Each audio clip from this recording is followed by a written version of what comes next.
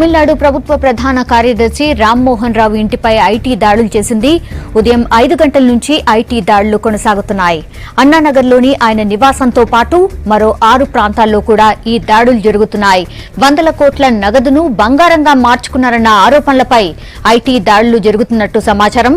Contractor Shekhar Reddy కార్యాలయాలు, ఇళ్లపై IT దాడులు జరిగిన తర్వాత ఆయనతో సంబంధాలు ఉన్నాయని అనుమానిస్తున్న సీఎస్ ఇంటిపై దాడులు జరగడం కలకలం రేపుతోంది. సమన్లు జారీ చేసి మరీ ఈ దాడులు చేస్తున్నారు ఐటీ అధికారులు.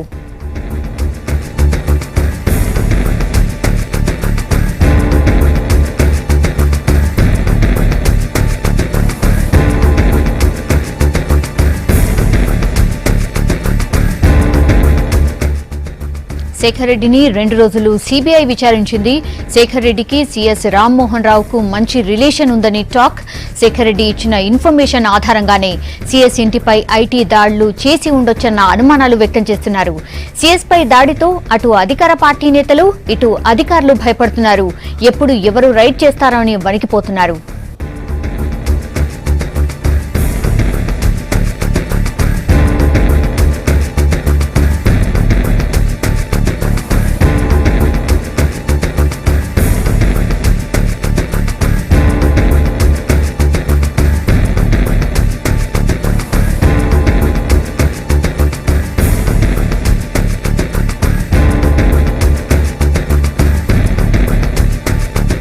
గత ఎన్నికల సమయంతో పాటు ఇటీవల నగదు మార్పిడి విషయాల్లో రామ్మోహన్ రావుపై ఐటీ అధికారులు కన్నేసినట్టు సమాచారం. దివంగత ముఖ్యమంత్రి జయలలితతో పాటు శశికళ, ప్రస్తుత సీఎం పన్నీర్ సెల్వంకు కూడా రామ్మోహన్ సన్నిహితుడని, వీళ్ల ఆర్థిక వ్యవహారాల్లో కూడా రామ్మోహన్ రావు సలహాలు ఇస్తారన్న వాదనలు ఉన్నాయి. శేఖర్ రెడ్డి ఇంటిపై దాడి తర్వాత పలువురిపై దాడులు జరగొచ్చనే సమాచారం ఉంది. కానీ ఏకంగా సీఎస్ ఇంటిపైనే దాడులు జరుగుతాయని ఎవరూ ఊహించలేకపోయారు. ప్రస్తుతం రామ్మోహన్ రావు ఇంట్లో 2 టీమ్స్, మిగిలిన చోట్ల మరికొన్ని టీమ్స్ సోదాలు చేస్తున్నాయి.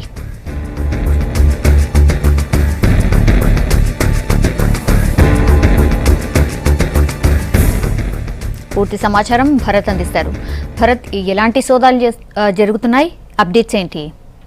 ఇప్పటి వరకు అందిన సమాచారం మేరకు మొత్తం 11 చోట్ల ఐటీ రైడ్స్ జరుగుతున్నట్లు తెలుస్తోంది. కేవలం తమిళనాడు కాకుండా ఆంధ్రప్రదేశ్లోని చిత్తూరు జిల్లాలో కూడా ఈ ఐటీ రైడ్స్ జరుగుతున్నట్లు సమాచారం అందుతోంది. ఇవన్నీ కూడా రామ్మోహన్ రావుకు సంబంధించి, తర్వాత ఆయన బంధువులు, సన్నిహితుల నివాసాల మీదే ఐటీ శాఖ ప్రధానంగా దృష్టి పెట్టింది. ఇటీవలే మనం చూసాం, టీటీడీ బోర్డు మాజీ సభ్యుడు శేఖర్ రెడ్డి నివాసాలపై జరిగిన దాడుల్లో దాదాపు 180 కోట్ల రూపాయలు బయటికి వచ్చాయి.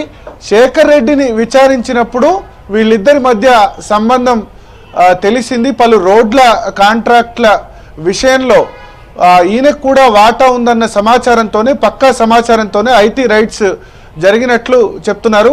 ముందుగా ఈ ఐటీ రైడ్స్ తమిళనాడులో ఇంత టాప్ బ్యూరోక్రాట్ మీద, అంటే ఒక చీఫ్ సెక్రటరీ స్థాయి అధికారి మీద ఐటీ రైడ్స్ జరగడం అన్నది ఒక తమిళనాడే కాదు, దేశంలో కూడా చాలా తక్కువ సందర్భాల్లో ఇటువంటి ఐటీ రైడ్స్ జరిగాయని మనం చెప్పొచ్చు. టాప్ మోస్ట్ బ్యూరోక్రాట్, ఒక రాష్ట్రంలో అత్యున్నత వ్యక్తి ఐఏఎస్లో ఎవరంటే ఆయన రాష్ట్ర ప్రభుత్వ ఉద్యోగులందరికీ ఎగ్జిక్యూటివ్కు హెడ్గా ఉండే వ్యక్తి చీఫ్ సెక్రటరీ.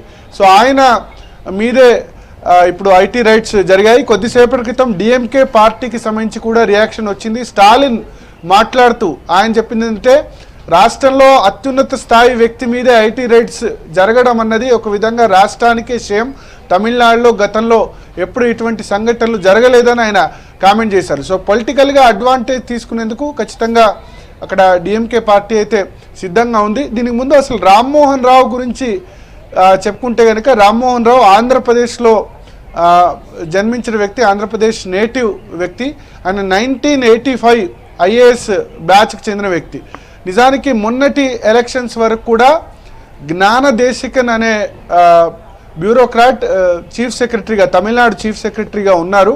అయితే 2016 మేలో రెండోసారి వరుసగా జయలలిత విజయం సాధించిన తర్వాత ఆమె బ్యూరోక్రాట్ టీంలో పూర్తిగా మార్పులు చేశారు. ఆ మార్పులో భాగంగా అధికారంలోకి వచ్చిన 20 రోజుల్లోనే, అంటే జూన్లో రామ్మోహన్ రావును చీఫ్ సెక్రటరీగా నియమించారు. అయితే రామ్మోహన్ రావును చీఫ్ సెక్రటరీగా నియమించే క్రమంలో అంతకుముందు ఉన్న అధికారులు, అంటే 83, 84 బ్యాచ్లో తమిళనాడు క్యాడర్లో చాలామంది ఉన్నప్పటికీ వాళ్ళని కాదని 85 బ్యాచ్ అయిన రామ్మోహన్ రావును చీఫ్ సెక్రటరీగా ఎంపిక చేశారు. ఈ మేరకు చాలామంది సీనియర్స్ను పక్కన పెట్టడంతో పాటు అప్పటి వరకు చీఫ్ సెక్రటరీగా ఉన్న వ్యక్తి ఆయన ఇంకా పదవి విరమణ కాలేదు, జ్ఞానదేశికన్ ఇంకా టర్మ్లో ఉండగానే ఆయన్ను తొలగించి ఈయన్ను చీఫ్ సెక్రటరీగా జయలలిత నియమించారు. అప్పుడే చాలా ఇది చర్చకు వచ్చింది. ఆల్రెడీ ఇంకా ఇప్పుడు ఎవరైతే చీఫ్ సెక్రటరీ జనరల్గా పదవి విరమణ చేసిన తర్వాత మనం చూస్తూ ఉన్నాం, చాలా రాష్ట్రాల్లో కూడా పదవి విరమణ చీఫ్ సెక్రటరీ చేసిన వ్యక్తిని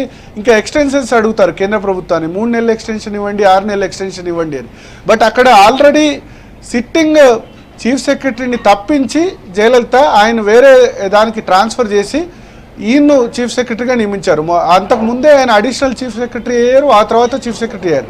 దీనికి కారణం ఏంటంటే జయలలితకు తర్వాత శశికళకు ఆయన అత్యంత సన్నిహితుడుగా చెప్తూ వస్తున్నారు. అంతకుముందు తమిళనాడు ముఖ్యమంత్రిగా జయలలిత ఉన్నప్పుడు ముఖ్యమంత్రి ప్రిన్సిపల్ సెక్రటరీగా, ముఖ్యమంత్రి కార్యదర్శిగా కూడా ఆయన వ్యవహరించారు.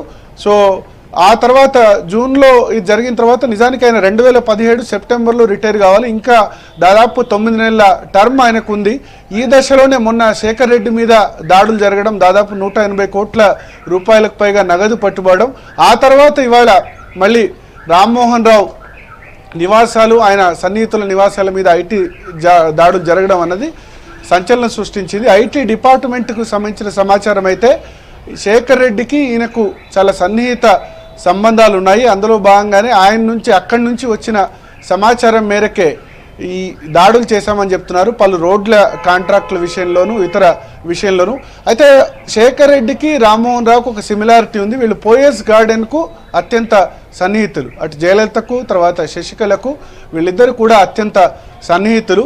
ఈ నేపథ్యంలో రాజకీయంగా కూడా ఏమైనా కారణాలు ఉంటాయా అని కూడా ఈ విషయం మీద చర్చ జరుగుతుంది. ఖచ్చితంగా బీజేపీ హస్తం ఇందులో ఉందని కొద్దిమంది విమర్శిస్తున్నారు.